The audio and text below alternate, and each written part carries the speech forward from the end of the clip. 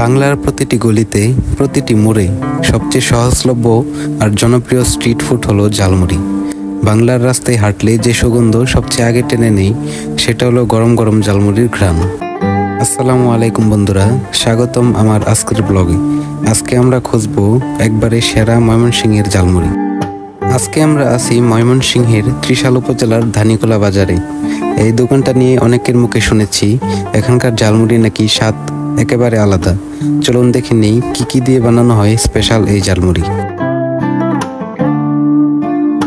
ধানিকোলা বাজারে প্রবেশ করেই সুতিয়া নদীর ব্রিজ পার হয়ে হাতের ডান পাশে ফলের দোকানগুলোর পাশেই ছোট এই ঝালমুড়ির দোকানটি। এখানে ভাজা হচ্ছে সুস্বাদু আলুর চপ, বেগুনি এবং বিভিন্ন ধরনের মুড়ির আইটেম।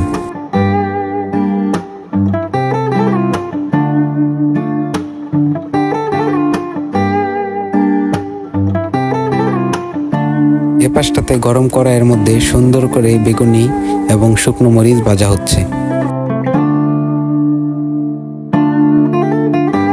আমরা ঝালমুড়ি খাওয়ার জন্য 60 টাকার একটি প্যাকেজ নিলাম এবং এটার কোয়ান্টিটি ছিল যথেষ্ট ভালো।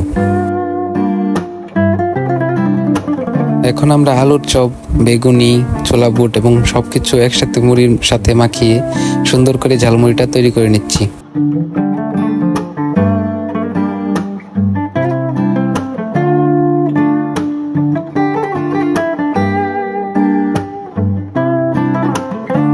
আমরা ময়মনসিংহের প্রায় বেশিরভাগ ঝালমুড়ি ট্রাই করেছি।